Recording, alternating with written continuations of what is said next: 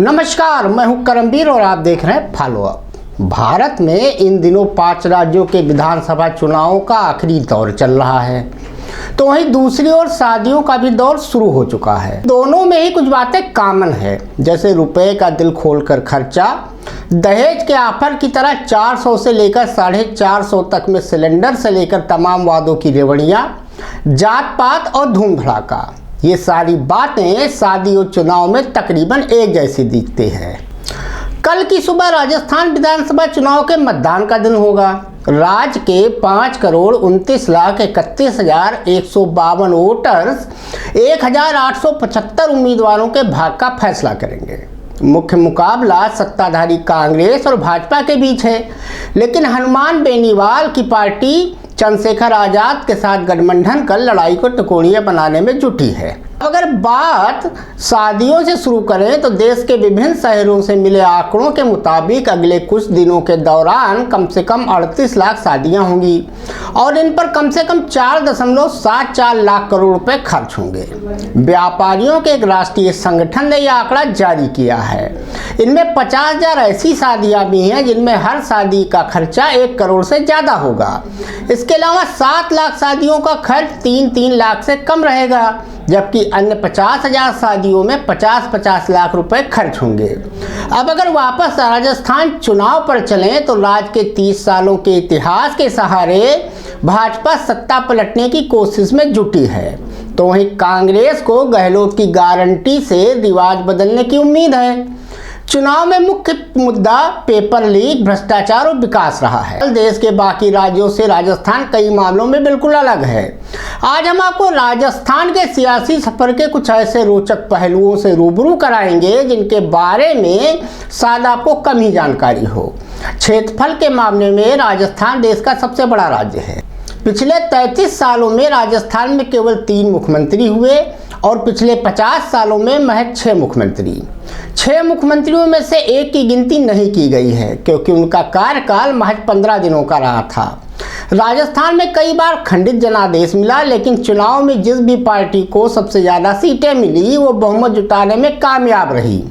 यहाँ आंकड़ों के खेल में कभी सरकार नहीं गिरी। ऐसा तब है जब यहाँ 3 बार मुख्यमंत्री को बर्खास्त किया जा चुका है। राजस्थान में कांग्रेस और भाजपा के अलावा कभी किसी का शासन नहीं रहा। जनता पार्टी सत्ता में रही, लेकिन भाजपा उसका हिस्सा थी। बीच बीच में दूसरी सियासी पार्टियों ने पांव जमाने की कोशिश तो की, लेकिन कभी कामयाबी उन्हें नहीं मिली। 1993 में जब बीजेपी के भैरव सिंह शेखावत मुख्यमंत्री बने, तब से कांग्रेस और भाजपा के बीच सत्ता आती जाती रही। राजस्थान में विधानसभा की 200 सीटें हैं, 34 सीटें अनुसूचित जात के लिए रिजर्व हैं और 25 अनुसूचित जनजात के लिए हैं, जिसमें से इस बार 199 सीटों पर ही विधानसभा का चुनाव हो रहा है। राजस्थान में कुल 25 लोकसभा सीटें हैं, 3 अनुसूचित जात के लिए रिजर्व हैं और 4 अनुसूचित जनजात के लिए। यहाँ से 10 राज्यसभा सांसद चुने जाते हैं। राजस्थान में चुनावी नतीजे में भाजपा और कांग्रेस छोटे बहुमत या बहुत से करीबी जैसी स्थिति में अक्सर होते हैं। 1962 में कांग्रेस को 176 में 88 सीटें मिली थीं। 1967 में कांग्रेस विरोधी लहर के बावजूद 184 में से 89 सीटें उसे मिली थीं। 1990 में भाजपा और बीपी सिंह के जनता दल के बीच गठबंधन हुआ था। भाजपा को 200 में से 85 सीटें मिली और उसने जनता दल के 55 विधायकों के समर्थन से सरकार बनाई। 1993 में भाजपा ने 95 सीटें जीती और बहुमत के करीब पहुंच गई। 2008 और 2018 में कांग्रेस ने 200 सीटों वाली विधानसभा में से क्रमशः 96 और 100 सीटें जीती। कुछ मौक़ों पर राजस्थान में पूर्ण बहुमत से भी सरकारें बनी हैं। जैसे 1972 में कांग्रेस ने 184 में से 145 सीटें जीतकर स्पष्ट बहुमत हासिल किया था। इसके बाद 1980 में 200 में से 133 सीटें और 1985 में 113 सीटें जीती थीं। इसी तरह 1977 में जनता पार्टी ने 200 में से 152 सीटें जीती थीं और 1998 में कांग्रेस ने 153 सीटों पर विजय हासिल की थी। अब कुल मिलाकर कल 25 नवंबर को जब मतदान होगा राजस्थान में, उसके बाद और 3 दिसंबर को जब मतगणना होगी, तभी पता चलेगा कि राजस्थान में क्या इस बार रिवाज कायम रहता है या अशोक गहलोत इस बार दोबारा सरकार बनाने में सफल रहते हैं। क्या मोदी मैजिक काम करता है या नहीं करता है, ये देखने वाली बात होगी। इसके साथ ही छत्तीसगढ़, मध्य प्रदेश, मिजोरम और तेलंगाना के चुनाव भाग्य का फैसला भी 3 दिसंबर को ही होगा।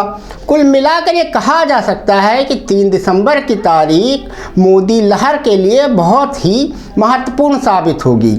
इसी के सहारे 2024 का चुनावी सफर तय होगा, मोदी जी का भाग्य तय होगा और इंडिया गठबंधन का भी भाग्य तय होगा। धन्यवाद।